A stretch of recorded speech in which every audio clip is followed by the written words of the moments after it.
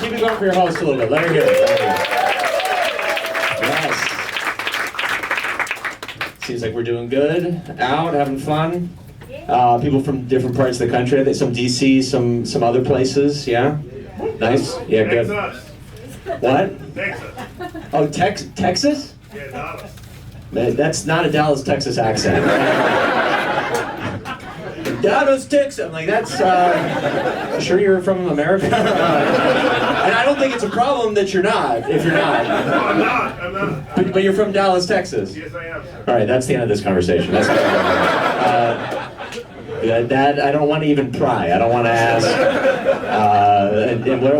Maybe we'll talk after the show. Hopefully, we'll never see each other. I don't want to get into that. I don't even really know what you're getting at here.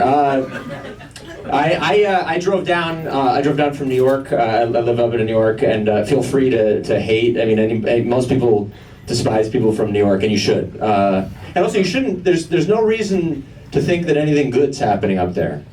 It's a bad place to live, like across the board. I moved there a couple of years ago, and we've all heard the phrase, if you can make it in New York, you can make it anywhere. We've all heard that. Whoever said that didn't finish. Don't try. You won't make it. You can't. The rent's too high. The idea is that you're digging yourself into a financial prison that you can't get out of. That's the whole premise of that city. And everybody who lives in that city is convinced. I bet DC is similar. They're convinced that their horrible rent they're paying is a good deal. That's what everyone will say to you. They go, no, it's $5,000 a month. I'm like, you can't even stand up. Your spine is permanently damaged from your shitty apartment that you live in. It's only $5,000. It's insane. And I'll throw out figures. I pay $2,200 where I live. That's what I pay. I live in a 2-bedroom with my family. I pay $2,200. Yeah. A lot of people. And I tell people everything that's wrong with where we live. It's a disaster. In the summer, there's anthills coming up out of the ground. In the winter, the heat just goes on whenever it feels like. My landlord lives above us. He's either having like loud, audible sex, just like fucking like crazy, or he's holding a washing machine. He's like haunting our apartment from upstairs. And we're on the first floor. Every day there's a new guy looking in our window, trying to figure out what's going on with us. I tell people all that. They go, $2,200 is a good deal though. That's very good. What you're paying for that place. It's a nightmare. When I first met my landlord, I pay cash too, by the way. I pay cash out of pocket. You might think, oh, $2,200 direct deposit, that's a good deal. No. And people go, oh, how long is your lease? However long my landlord would like it to be. That's how long. There's no written record of what I pay. Cash out of pocket. When I first met my landlord, he goes, you got cash? You have cash on you? He actually sounded a lot like that guy. That's kind of eerie. Hopefully he didn't follow me down here. Because you got cash. And what would, like a normal landlord would be like, hey, nice to meet you. This guy's asking me cash on the table right now. Give me the cash. And I felt some of you pull back on that accent. You thought it was like an insensitive accent. It's not. That shame on you, first of all. That is a 100% accurate impression of every single landlord in America. I just said everybody. That's a Middle Eastern, Chinese, Jewish landlord that I was. Just said every single time. That's every guy. Where's the rent? That's everybody. And that's my landlord. My landlord's name is Spiro Harmarampopoulos. That's my landlord's name. I'm paying this guy, he's a Greek guy. I'm paying this guy cash out of pocket, and his name's Harmaram Ding Dong. It's a nightmare. Like, if you can spell his name, I'll give you my rent money. It's like every letter in the alphabet. It's insane. I do like Spiro, but he's full of shit. He lies to us. When we first moved in, he goes, it's a brand new unit. Brand new. I'm like, Spiro, there's a piece of wood holding a window open. And he goes, that's a brand new piece of wood right there. I just put that there. And I'm paying him cash. It's one of my favorite things. I just did it. On the first of the month, I go to the bank, I walk up to the teller, and I go, I would like $2,200 cash. And I can see it in the teller's eyes. They're like, this guy's cool. This is a fun guy. And then I can see an instant shift in their eyes when they look at what's in my account. And they're like, whatever you got planned, dude, don't do this. This is not a good idea. Don't go to Atlantic City, this is stupid. Yeah, and it's also fun to walk in. I walk in feeling normal heart rate, just feeling myself, and I leave terrified. I'm holding money in a busy city. If you want to spice up your life, just take out what you pay in rent and just walk around with it. That'll change everything. I leave and I start touching the money. I get kind of nervous. I walk like this and then I get scared and I start running with the money. And I realized, in hindsight, I didn't do this on purpose. That's the ultimate camouflage for having a lot of money on you. No one wealthy, Warren Buffett isn't like running around. It's me and homeless guys. I blend in, it's incredible. No one knows that I have the cash on me. Yeah, it's great. We live in this place, paying cash out of pocket. I know where the money's going to. Spiro's got he's got a fake hairline. He's got like hair plugs.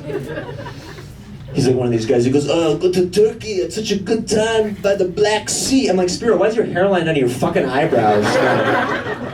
He looks like Sia when he comes back. That's how much, and that's how much the surgery costs, $2,200. That's what you go to Turkey and get one of those surgeries. The other night, there was a leak coming down from Spiro's unit into our unit, into our bathroom. And I like pressed on some of the water. Some of it hit me. It was raining. I thought it was rainwater. It was not. I called Spiro in the morning. I was like, Spiro, what's going on with the leak? And he goes, oh, it's a red flag. He knew. He goes, we built a temporary toilet upstairs. So my landlord was peeing on my face. He was urinating directly on my face. I've told people in New York that whole story. They go, $2,200 is a good deal. Like, what you're paying for that place? That's not bad. Greek landlord pees on your face for $2,200. That's pretty good, man.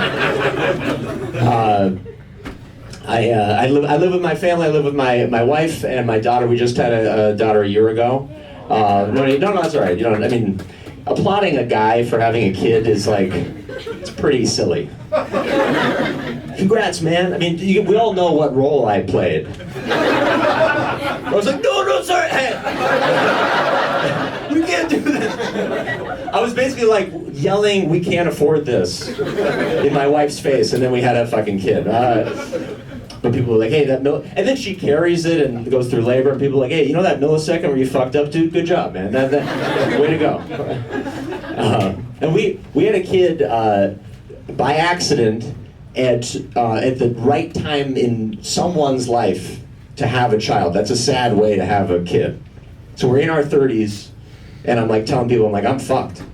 I don't know what I'm gonna do. They're like, you're 33, have a kid. You're like, you can have a kid. And I'm like, no, but I don't know what I'm gonna do. And they're like, I'm like, I got stuff I want to do. They go, give up on that stuff. Like, don't do that. I go, no, but I got big dreams. They go, they're dead. Have the child. You should have a child. Just have the kid. But before the kid came out, I was like, I wonder what kind of dad I'll be. Like, who I'll turn into as a dad. And it turns out I'm the same kind of dad my dad was. Just trapped. Deeply trapped in his head. Everywhere he went when I was little, he'd be like, "Gah!" And as like a 5-year-old, I was like, what the fuck is going on with this guy? And now I've aged into it. Now I do the stuff that he did. I'm pushing my daughter's stroller and I'm like, "Gah!" I know what he was doing. He was finishing and winning an argument from 7 years ago. That's what he was doing. Someone who isn't there just lost to my dad. Now I totally get it. My parents used to yell a lot too. They'd scream at each other in front of us. I don't want to do that.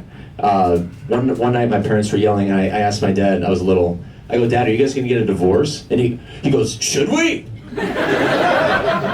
He goes, you decide. I got 1 foot out the door, buddy. And they're still together, so he's miserable. This guy's not doing good. I should tell you a little bit about myself too. I haven't really introduced myself. I'm a Jewish guy from San Francisco. That's who I am. So I believe in nothing. I have no belief system whatsoever. A Jew, like a religious group in a liberal hub. There's no God in San Francisco. Honestly, the way I was raised, I grew up more gay than religious in San Francisco, and honestly, more Chinese than white. That's how I grew up. I was raised a gay Chinese guy. That's how I was raised.